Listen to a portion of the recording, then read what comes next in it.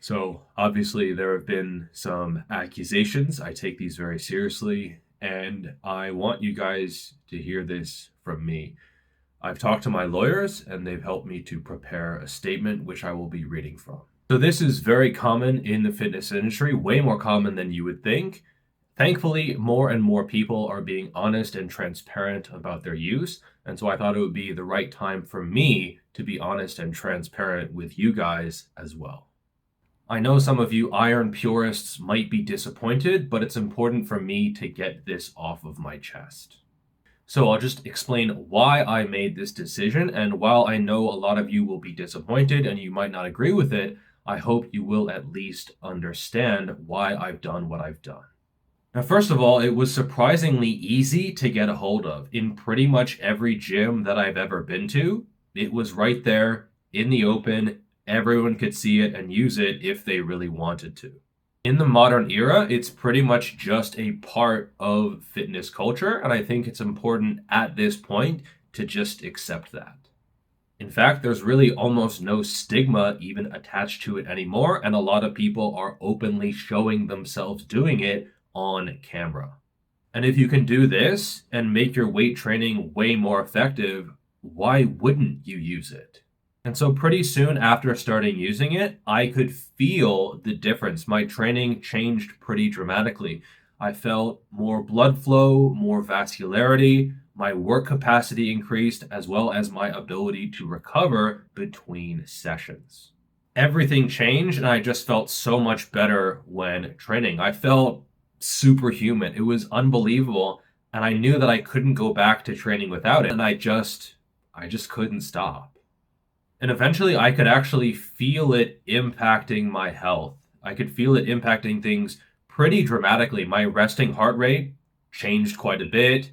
My breathing changed. My blood work seemed to actually change quite a bit as well. And I think at that point, I knew that I had to come clean and talk about it openly with you guys. And during my cut last year, I actually upped my dosages of this pretty dramatically. 2, 3, even 4 times as much as I was using before. And at that point, things got a little bit out of control, pretty ridiculous. And I was very, very happy with the results, but it absolutely took a toll.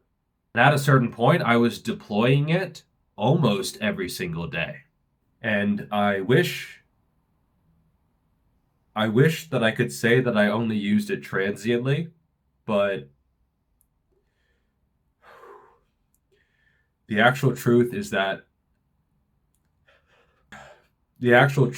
I've been using for years now. I've been doing cardio for years. So yes, my secret weapon or unfair advantage or whatever is that I have a background in endurance training. I spent about a decade as a distance runner. So in this video, we're going to talk about how cardio can actually help your gains, how no, it won't kill your gains, and why it might actually be the missing link in your training. Now, I don't quote that many studies on the channel, but I thought this one was particularly interesting. I first saw it on the House of Hypertrophy YouTube channel. Great channel, definitely check it out. They had every single subject train one leg with cardio for 6 weeks, and the other leg do nothing. Nothing at all! Which is kind of a weird design. They were doing cycling with one leg, I guess, 3 times per week, 45 minutes per session. And then they had them do a block of weight training. And the leg that had cycled gained more gains. Yes, there was more muscle growth in the leg that did the cardio in the 6 weeks beforehand, which is pretty wild if you think about it, but also pretty cool. And it also explains why a lot of people who have an endurance background seem to make very good gains from lifting. And I've heard stuff from some content creators where they say things like, oh yeah, skinny distance runners, they're all slow twitch, they'll never get big. And to that, all I have to say is, now what's cool is that the researchers also checked who grew the most, the super, hyper, mega responders, and those were the ones who had the most capillarization. So your capillaries are essentially your smallest blood vessels that deliver oxygen and nutrients to the muscles, your capillary beds. And those who have an endurance background, they have denser, thicker beds of capillaries. Your body adapts to that type of exercise by trying to get more blood flow to the area, which makes sense. Now, this also helps work capacity and recovery capacity as well, both of which are very, very important, not just for endurance training, but for weight training as well. And I haven't ever gotten a capillarization test, but I would assume after a decade of 50, 60, 70, 80 miles a week of tempo runs, fartlek runs, hill sprints, distance runs, long runs, all that kind of threshold work, I don't really have the capacity to do easy runs, just, balls to the walls. I would imagine after a decade of that training, my capillarization is at a very, very advanced stage. Now, if you don't have that background, I think you better fucking get on it. And if you look at a lot of the quote-unquote noble natties, they have this kind of background as well. You look at natural hypertrophy, he referenced that he had this background in a recent video. Even though I skipped cardio literally for 4 years, which is not something I recommend, I did it because I knew I could get away with it. I have a background in athletics where I did a shit ton of cardio, so I knew that my heart and lungs were doing well. Alex Leonidas, he does these high rep down workouts. I'm pretty sure he also does endurance training as well. Bald Omni-Man, same story as well. So I think the most developed natural lifters all have this background, or at least a lot of them do. And so I do think that it is important. And the idea that cardio is going to kill your gains, maybe in the very, very short term if you overdo it, but in the long term, if anything, it's just going to build you up. So capillarization, that would be the first reason to do cardio. The second would be overall endurance, work capacity, the ability to maybe not feel the burn within 5 reps of training. Usually when I hear people talk about quote unquote the burn, I don't really feel that. I would have to really go out of my way to feel the burn, like a set of 20 with a full contraction on leg extensions or something like that. But if I do a set of 15 on squats all out, I don't really feel the burn. And people are kind of surprised when I say that. If I do a set of 15 or 20 on RDLs, it's still the muscle that is failing. It's not the endurance for me, because I've done stuff that is far above that. So you want to get to that point where your weight training is not really taxing on this system at all. If you finish your sets, and the exception might be if you're really, really, really strong, if you finish your normal sets and you're completely wiped out and you're breathing heavy and you're on the floor and you're puking and stuff like that, you have a work capacity issue. Again, you get a pass if you're squatting 4 or 5, 6 plus plates or something like that. Fair play, I'm not going to criticize that. But if you're squatting 2 or 3 plates for 8 to 12 reps and you're completely destroyed afterwards, that's probably not a, ooh, look how strong I am kind of thing. That's probably more of a, your heart, lungs, and capillarization needs work. By the way, shout out to Boostcamp for sponsoring this video. They are an app where you can log and track your training in order to get the most out of your time in the gym. Plus, they give you access to some of the best training programs out there. I myself have 3 programs up there: Rampage, Ravage, and the Recovering Power Lifter program. Been getting some great feedback on the programs. You guys seem to be really, really enjoying it and enjoying your results as well. So shout out to Boostcamp for sponsoring this video. And most top natural bodybuilders that I've talked to, that I've seen train, they have really good work capacity. They don't think much of doing 20, 25, 30 or more hard sets in a workout, often even for lower body and often in way less time than you think. I often get people asking me, oh, how long were your workouts? And then I say, okay, well, about 90 minutes, maybe a little bit less sometimes. And they think, oh, wow, that would have taken me 3 hours. Work capacity issue. Number 3, willpower and discomfort tolerance. Now, I don't say pain tolerance because I think some kind of sharp shooting, stabbing pain is best to just avoid entirely, but the ability to be uncomfortable and to just grind through. Sometimes people see my sets and they think, oh my God, you just kept going and going.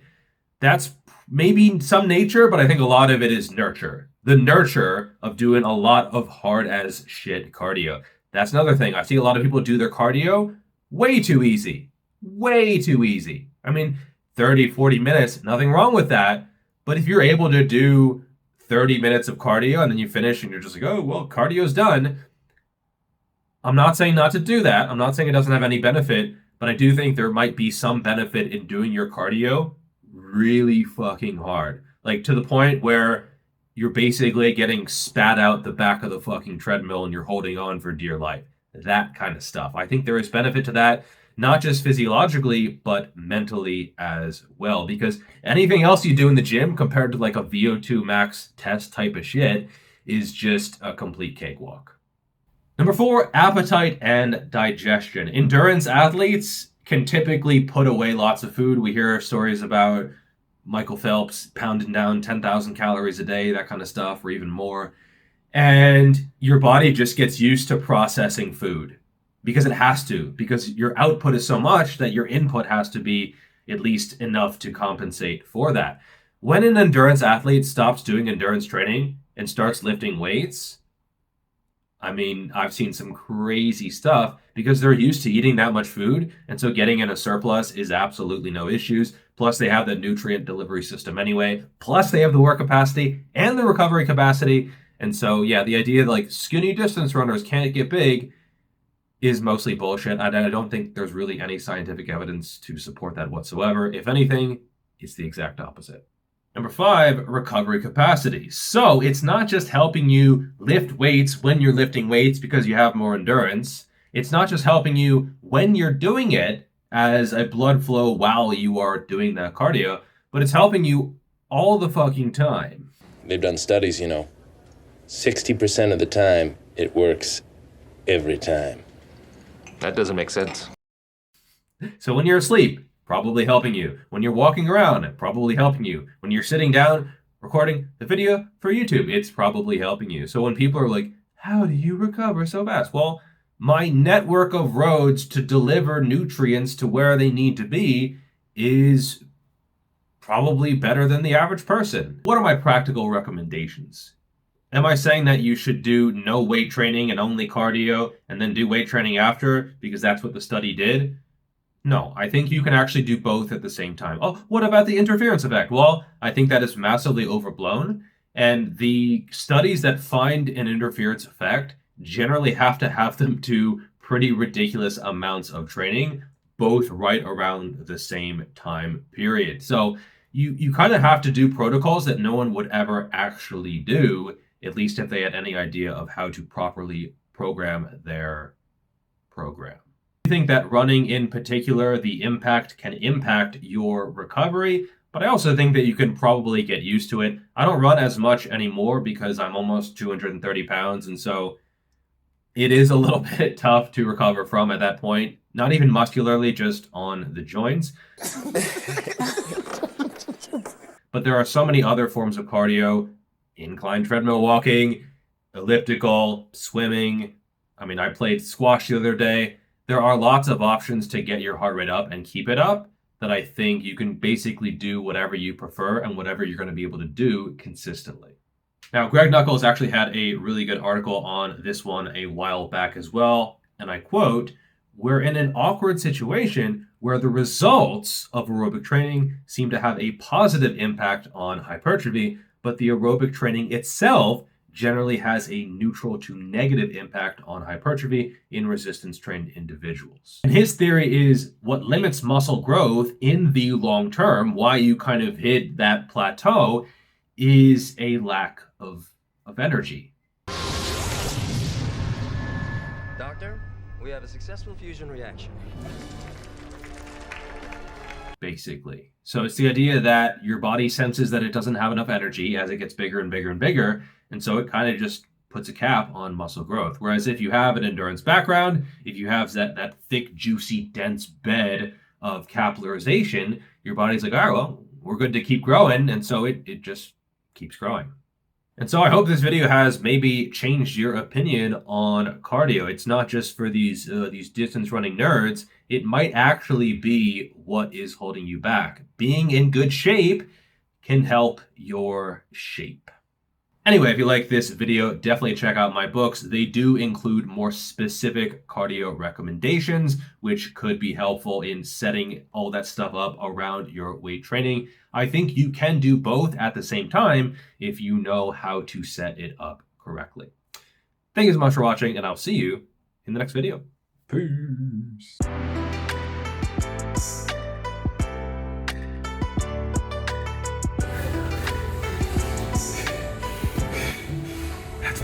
weapon.